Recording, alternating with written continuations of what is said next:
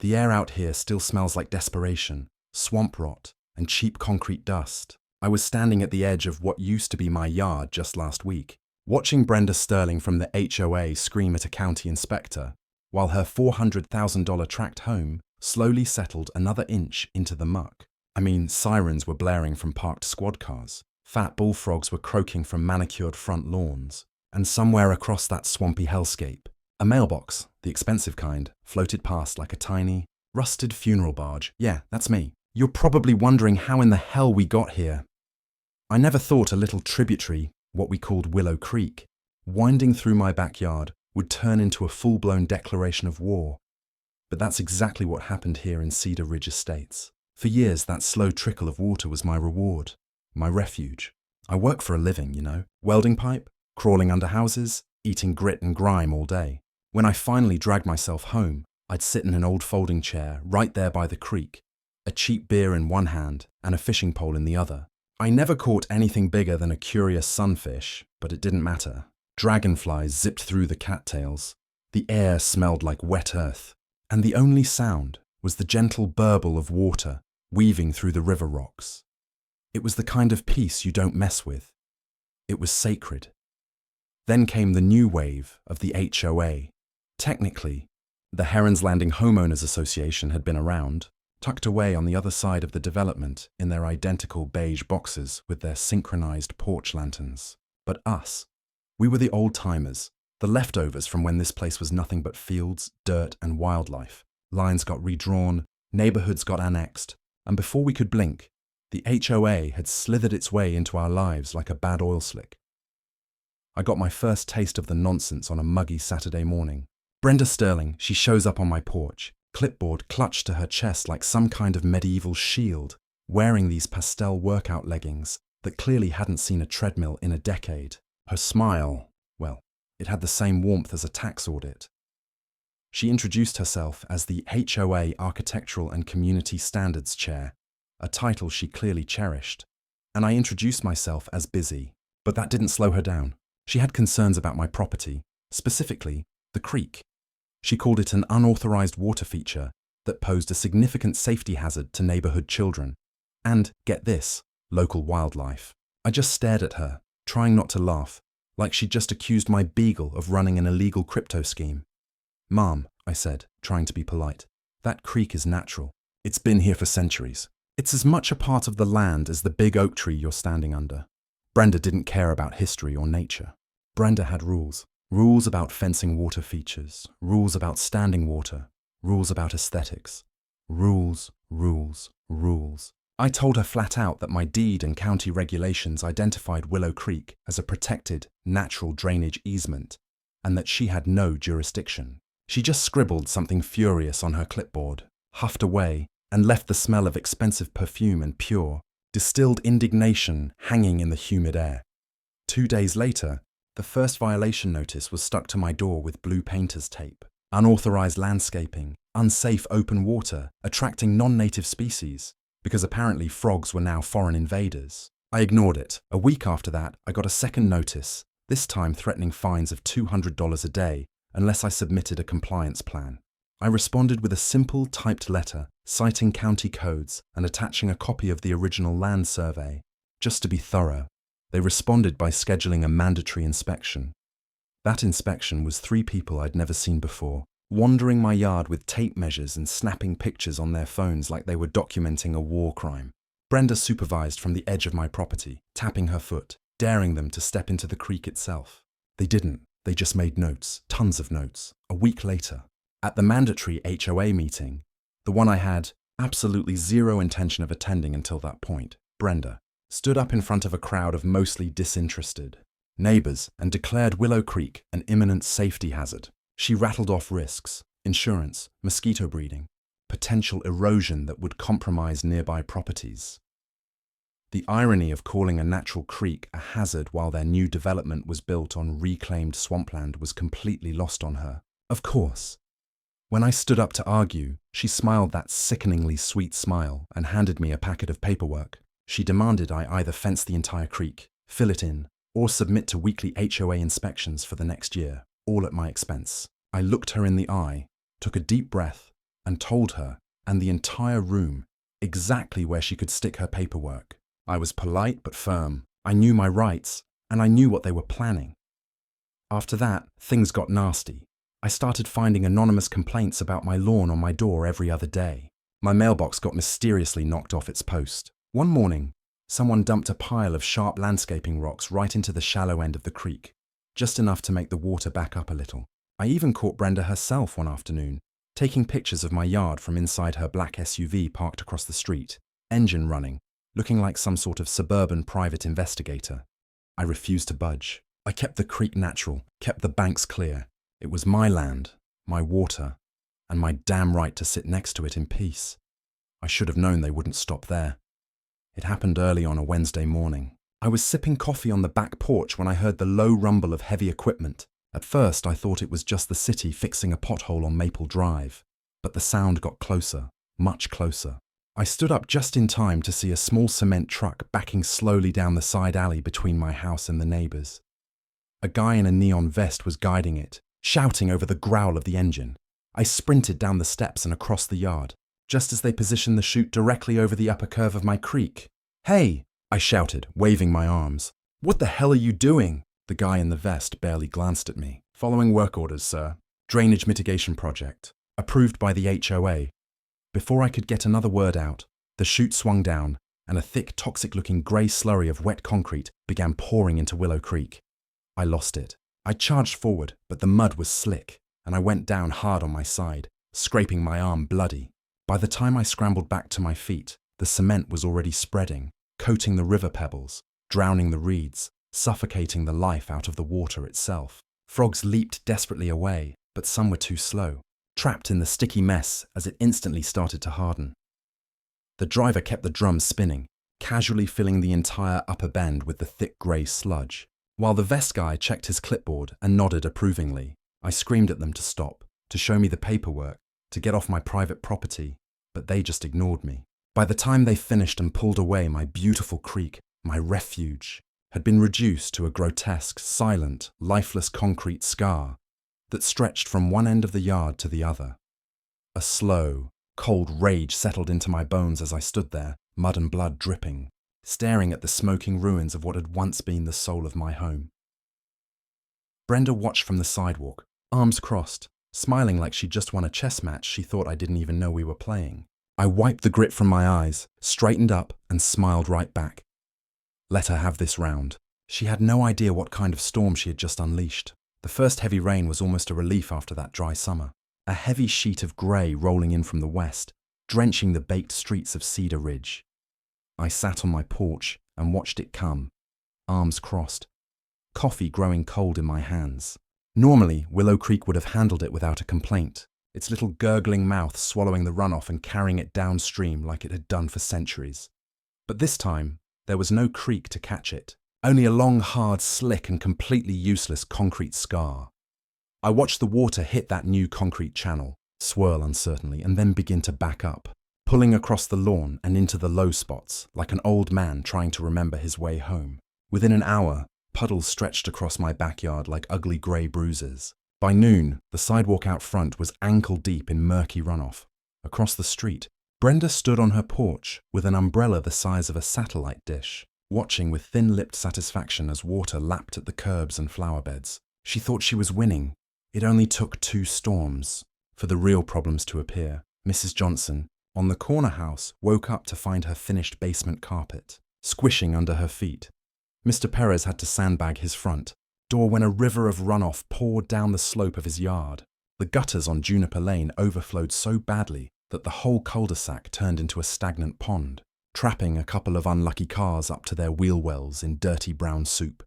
And every single time, the HOA sent out a notice blaming the homeowners. Improper lawn grading, clogged personal drains, failure to maintain property standards. It was never their fault. Not once did Brenda or her cronies mention the fact that by pouring concrete into the natural drainage path, they had crippled the entire runoff system.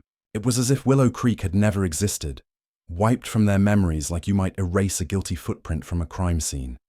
I said nothing publicly. I went to the meetings, nodded politely when they showed satellite photos with red circles around problem areas. watched as they passed new emergency measures requiring mandatory property drainage inspections, which, coincidentally, cost $300 per household. I played the fool, but inside, I was documenting everything, every storm. I walked the neighborhood with my old Nikon camera slung around my neck, pretending to be a hobbyist photographer while quietly snapping hundreds of photos. Flooded yards, submerged mailboxes, water pooling along the newly landscaped common areas. I kept a notebook too, filled with times, dates, and locations. After the bigger storms, I even started flying my old drone, capturing aerial shots of the way the water flowed, or more accurately, the way it failed to flow. Nobody seemed to notice what I was doing. They were too busy bickering, because as the water problems got worse, so did the tension between neighbors. Johnson accused Perez's kids of blocking the storm drain with a basketball. The Smiths blamed the Garcias for installing a new flower bed that supposedly redirected runoff. People who had once shared beers and barbecue recipes were now filing formal complaints against each other for deliberate water mismanagement. The HOA, naturally, leaned into it. They appointed Brenda to head up a new flood mitigation task force, which mostly seemed to involve her writing increasingly aggressive violation letters and pushing through emergency fines with 0 votes. Meanwhile, the actual drainage infrastructure continued to rot under the pressure. The few storm drains we had were never meant to handle the full runoff of this area without the natural creek doing its job, and they choked under the weight of the storms like a man trying to breathe through a straw. The streets cracked, lawns washed away, mold crept up the sides of garage doors, and still, somehow, the blame always seemed to land at the feet of the residents.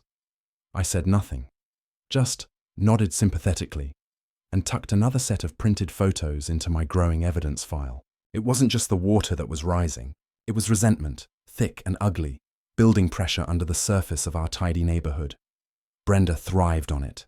She strutted around in her HOA badge like it was a sheriff's star, relishing every new complaint, every new fine. She even made a special visit to my door one afternoon, fake smiling and informing me that due to ongoing drainage issues, I was now required to submit a full landscaping plan for review by the end of the month. I asked if the plan needed to account for the literal wall of concrete they had poured into my property without my permission, but she just blinked slowly and said that any alteration to the current drainage structure would be subject to further fines.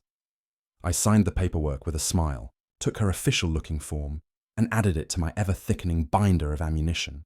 Let them bury themselves. I was patient, I had time, and I knew something they didn't. Nature doesn't forget, water doesn't forgive, and concrete, for all its smug permanence, cannot stand forever against the simple, unstoppable persistence of rain and gravity. The cracks were already showing if you knew where to look. The slow, steady sink of Perez's retaining wall, the widening puddle that never quite dried up at the base of Johnson's driveway, the way Brenda's own lawn looked suspiciously tilted toward the street. The earth was moving, imperceptibly at first, but moving all the same, all because they had tried to pave over something that was never meant to be controlled. I kept my head down, kept my mouth shut, kept my camera batteries charged.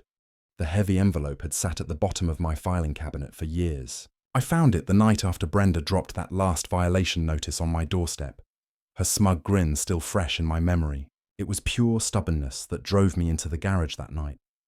Flashlight clenched between my teeth, rifling through old boxes until I found the battered blue folder my grandfather had given me when he signed over the property.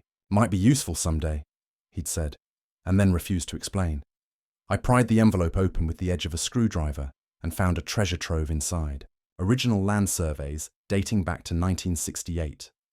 A certified letter from the County Water Authority, dated 1982, confirming a permanent, non-revocable natural drainage easement running directly through what was now my backyard. Copies of state environmental protection orders recognizing Willow Creek as part of a protected watershed. In other words, hard official proof that my little creek wasn't just a pretty feature, but a legally protected critical drainage route. One that no homeowners association, no matter how drunk on power, had the right to fill, block, reroute, or otherwise tamper with. And that was exactly what they had done when they poured the concrete. I sat back on the cold concrete floor, the document spread out like a hand of winning cards, and let out a long, slow breath. They had screwed up royally, but proving it would take more than just waving these papers around at the next HOA meeting. I needed the right people to see them. People with badges, people with clipboards, people who could shut Brenda down the way a dam shuts down a river. So I made some calls. First, to the County Water Authority, requesting a property inspection due to suspected unauthorized modification of natural drainage systems. Then, to the City Environmental Office, framing it as a concern for potential wetland violations. I used my real name, gave my real property details, but I carefully left out any mention of the HOA for now. Let them find the smoking gun themselves. While the bureaucratic wheels began to turn, I got to work on the second part of my plan. Anonymous whistleblowing. It was surprisingly easy. A burner email account, a carefully crafted message explaining the situation, complete with aerial drone photos, time-stamped pictures of the concrete pour, copies of the old easement documents, and links to the county code violations. I sent it to every local news station, the city newspaper, a couple of popular suburban Facebook groups, and just for fun, the HOA gossip forum that Brenda had banned me from last year. Then I waited. 3 days later, a white county truck rolled slowly down my street, followed by a second vehicle bearing the city seal. 2 inspectors got out. They crunched across the muddy sidewalk, carefully avoiding the flooded yards, and came straight to my front door. I invited them in, offered them coffee, and laid out the entire history in calm, measured tones, backed by hard evidence. They spent the next 4 hours meticulously inspecting the concrete fill, taking soil samples and snapping photos from every angle. I watched from my porch as they made notes, conferred quietly, frowned a lot, and finally shook their heads grimly before getting back into their trucks. Later that night, the first news story hit. It was a short segment on the evening news, a grainy aerial shot of our neighborhood floating on a lake of muddy water, while the reporter explained that unauthorized modifications to natural drainage systems had worsened flooding and possibly violated multiple environmental protections. The next morning, I found a certified letter crammed into my mailbox, official notice of investigation. It was addressed to the HOA, but of course, Brenda already knew. The way she stormed into the emergency board meeting that afternoon told me everything. I stayed just long enough to watch her march up to the podium, cheeks flushed, hair frizzed from the rain, and slam a thick stack of papers down in front of the shell-shocked board members. She ranted about slander, false accusations, about rogue residents sabotaging the community. She accused the county of overreach, the city of corruption, the media of bias. She accused everyone but herself. Meanwhile, behind her, the projector screen flickered to life, showing images that had clearly been pulled from the whistleblower packet. Photos of the concrete truck pouring into my creek, maps of the natural easement running straight through my property, screenshots of the county codes they had violated in bold red text. The room went silent, except for the quiet hum of the air conditioning. Even the board members, normally quick to nod along with Brenda's every decree, shifted uncomfortably in their seats. She was cornered and she knew it, but Brenda was nothing if not stubborn. She doubled down, claimed the concrete was a temporary erosion control measure, insisted that the HOA had the right to beautify common areas. But when one of the quieter board members timidly asked for written proof, Brenda's mouth snapped shut like a steel trap, because there was none. That night, the second wave of news coverage hit, this time much harsher. Words like illegal, reckless, and potential civil and criminal penalties were thrown around with relish. Lawsuits started brewing in the background. Rumors spread like wildfire that several homeowners were planning to sue both the HOA and individual board members for negligence and property damage. At the center of the storm stood Brenda, desperately trying to plug the leaks in a ship that was already halfway underwater. She tried to rally her loyalists, but their numbers dwindled with every soggy basement and cracked wall. She tried to spin the narrative, alleging conspiracies, but nobody was buying it anymore. The neighbors who once nodded along to her tirades now crossed the street to avoid her. Her kingdom was crumbling. I watched it all unfold from my porch, sipping my coffee, flipping through the growing stack of legal notices with quiet satisfaction. Because Brenda might have had the HOA by the throat once, but now the county, the city, the news and the law had her by the ankles, dragging her down 1 inch at a time. She had built her empire on arrogance and asphalt, poured her false confidence into concrete, and in doing so, she had forgotten the most basic rule of all. Nature always wins. The first set of city citations hit like a thunderclap. thick envelopes crammed into every HOA board member's mailbox, each bearing the grim weight of official government letterhead and legal language sharp enough to cut steel. The real show came later that afternoon when the city posted the first red tags on the front doors of a dozen homes, including Brenda's. Unsafe structure, unstable foundation, immediate occupancy restrictions pending remediation. In plain English, their dream houses had been declared unfit to live in. I sat on my porch and watched as families stood dumbstruck in the rain, staring at the bright orange placards. Movers' vans clogged the streets within days, engines rumbling as bewildered homeowners scrambled to save what they could from houses that had begun sinking into the earth like slow-motion shipwrecks. The final nail came from the insurance companies. When the first claims rolled in for foundation collapse and mold, the adjusters swooped in like vultures. Act of negligence, they said. Policy violations. Failure to maintain proper drainage structures. Denied, denied, denied. No payouts, no repairs, no hope. Brenda's own home, once the pride of the neighbourhood with its manicured hedges and faux columns, was the first to be condemned outright. By the end of the month, she was living in a borrowed RV parked at the far end of the development, the wheels slowly sinking into the same mud she had unleashed. The HOA collapsed not long after. At the emergency meeting held in the gutted community centre, the handful of remaining residents voted to dissolve the organisation entirely. No fanfare, no speeches, just a simple majority raised in bitter, rain-soaked hands. The final financial report confirmed over $2.3 million in projected legal liabilities. Bankruptcy was imminent. Brenda was last seen dragging boxes of shredded documents out of the community centre under the watchful eye of a city marshal. But the story didn't end there, because even as the HOA died its well-deserved death, the neighbourhood faced a choice. Try to patch up the broken system the old way, or return to the land's original wisdom. The vote to restore the natural drainage passed with almost no opposition.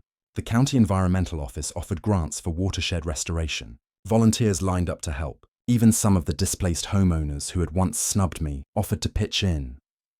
For weeks we dug, shoveled and planted, peeling back the concrete scars to reveal the soft, thirsty earth beneath. We rerouted the water along its old path, not with pipes and pumps and asphalt, but with native grasses and willow trees and carefully placed stones. The first time Willow Creek flowed again, clear and laughing through my backyard, it was like hearing an old friend call my name after a long absence. I sat beside it, legs dangling in the cool rush of water, and smiled as the dragonflies returned. The frogs croaked in the reeds, and the land itself seemed to exhale in relief. But I wasn't quite finished. One sunny morning, while the neighbourhood bustled with the sounds of rebuilding and renewal, I planted a small wooden sign at the head of the creek, where it curved into my property. I carved the letters myself with a whittling knife, slow and deliberate, until the message stood out clean and bold for anyone passing by to see. Nature always wins. It wasn't spite. It wasn't gloating. It was truth, pure and simple. For all their rules and fines and concrete and arrogance, they had forgotten the oldest law of all, that no matter how high you build your walls, no matter how many papers you sign or stamps you press, you cannot conquer the land forever. It remembers. It waits. Brenda left the neighbourhood shortly after that, towing her battered RV behind a rusted pickup truck. No farewell party, just a lot of relieved sighs. The house she once lorded over now sits abandoned, half swallowed by the very swamp she had helped create. A monument to hubris and stupidity. The new families who move in never ask much about the past. They see the restored creek, the lush wetlands, the healthy trees, and they are content to let the land tell its own story. A better story, a lasting one. I still find myself sitting by the creek, watching the water dance over the stones, listening to the frogs sing at sunset, feeling the earth solid and sure beneath my boots, and I run my fingers over the rough wood of that sign and smile to myself. I won my peace back, but only after Brenda forced me to realize that sometimes you don't fight a battle with a letter or a lawsuit. You fight it by stepping aside and letting the natural world do the heavy lifting. But I'm curious, what do you all think? Did I take it too far? Was I right to wait for the whole thing to collapse? Or should I have just showed them the paperwork and sued right away? Let me know in the comments below. Is it ever justified to let your HOA sink into a swamp to prove a point about common sense and property rights? Hit that like button if you think the land always gets the last word, subscribe for more stories like this, and tell me, What's the worst thing your HOA has ever tried to do? I'm reading every comment.